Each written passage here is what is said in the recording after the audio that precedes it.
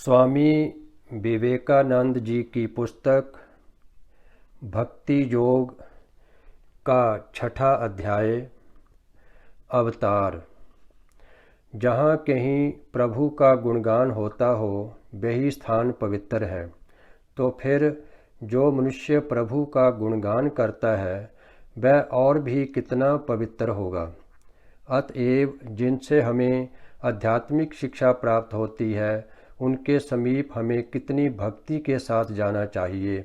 यह सत्य है कि संसार में ऐसे धर्म गुरुओं की संख्या बहुत थोड़ी है, पर यह बात नहीं कि संसार ऐसे महापुरुषों से कभी शून्य हो जाए। वे तो मानव जीवन उद्यान के सुंदरतम पुष्प हैं और अहैतुक दया सिंधु हैं। भगवान श्री कृष्ण भागवत में कहते हैं, मुझे ही आचार्य जानो।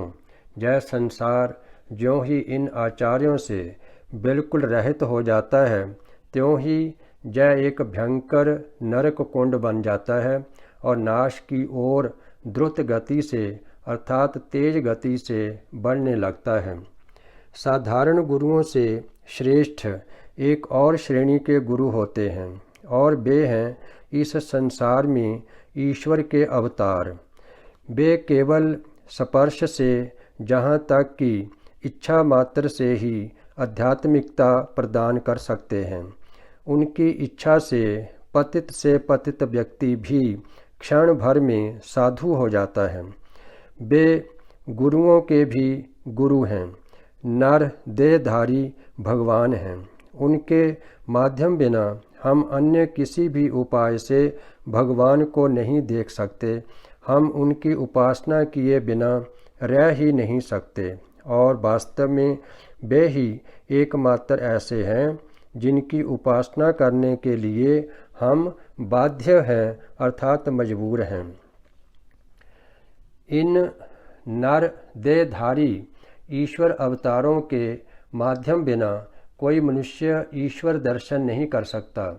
जब हम अन्य किसी साधन द्वारा ईश्वर दर्शन का यत्न करते हैं तो हम अपने मन में ईश्वर का एक विचित्र सा रूप गढ़ लेते हैं और सोचते हैं कि बस यही ईश्वर का सच्चा रूप है।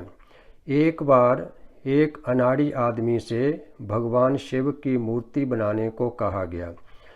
कई दिनों के घोर परिश्रम के बाद उसने एक मूर्ति तैयार तो की, पर वह बस बंदर जैसी थी। इसी प्रकार जब हम भगवान को उनके असल रूप में, उनके निर्गुण पूर्ण स्वरूप में सोचने का प्रयत्न करते हैं तो हम अनिवार्य रूप से बुरी तरह असफल होते हैं, क्योंकि जब तक हम मनुष्य हैं तब तक मनुष्य से उच्चतर रूप में हम उनकी कल्पना ही नहीं कर सकते।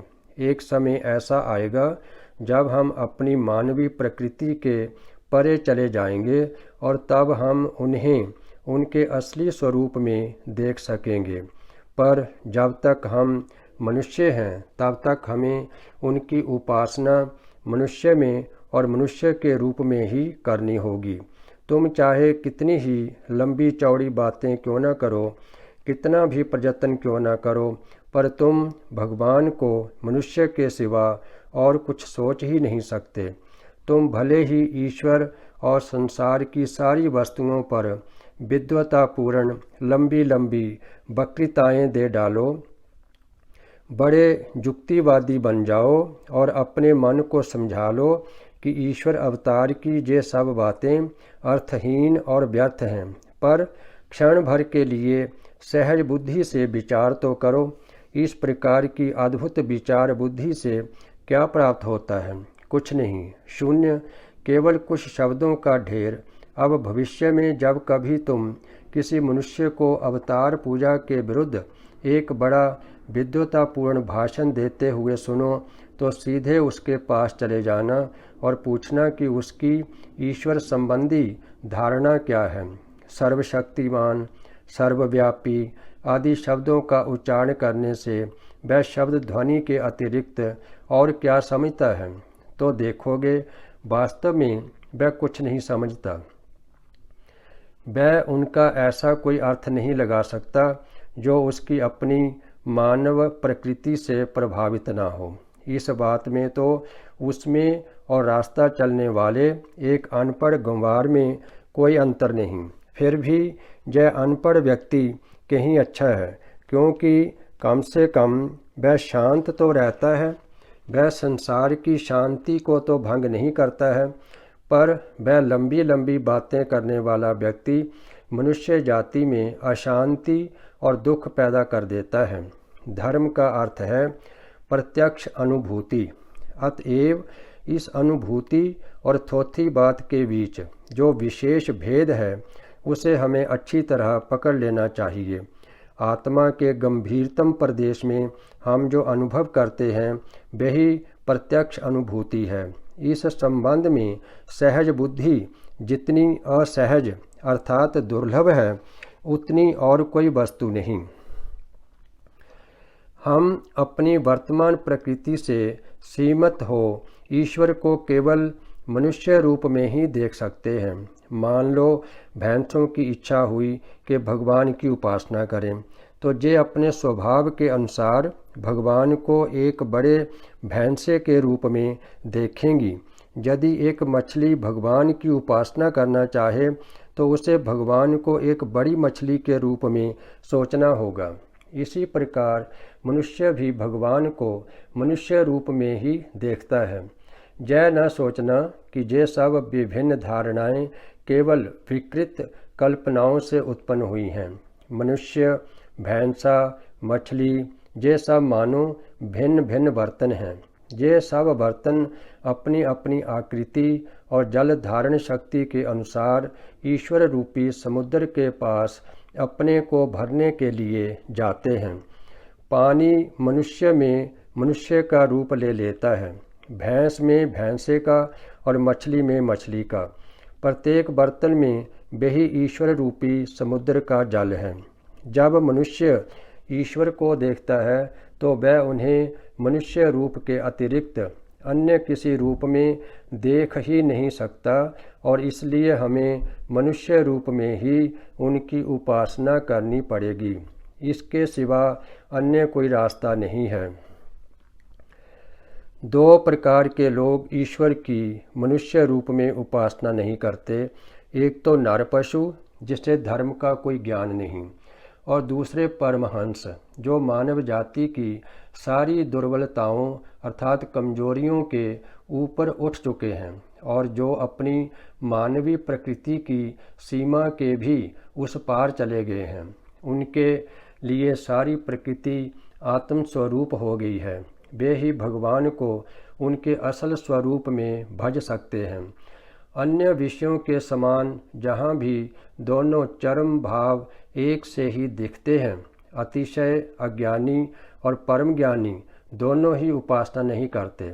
नर पशु अज्ञानवश उपासना नहीं करता, और जीवन मुक्त ने तो अपनी आत्मा में परमात्मा का प्रत्यक्ष अनुभव कर लिया है।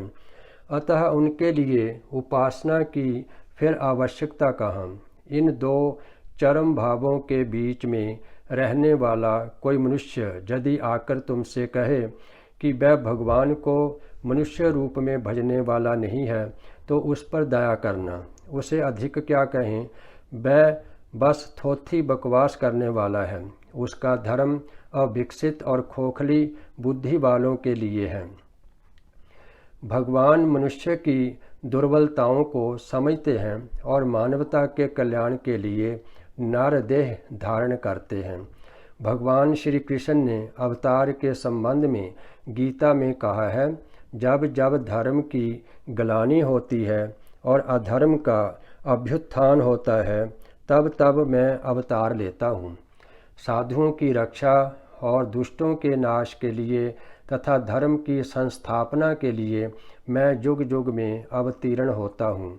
मूर्ख लोग मुझे जगदीश्वर के यथार्थ स्वरूप को न जानने के कारण मुझ पर देहधारी की अवहेलना करते हैं। भगवान श्री राम कृष्ण कहते थे, जब एक बहुत बड़ी लहर आती है तो छोटे छोटे नाले और गड्ढे अपने आप ही लबालब भर जाते हैं। इसी प्रकार जब एक अवतार जन्म लेता है तो समस्त संसार में आध्यात्मिकता की एक बड़ी बाढ़ आ जाती है और लोग वायु के कण कण में धर्म भाव का अनुभव करने लगते हैं।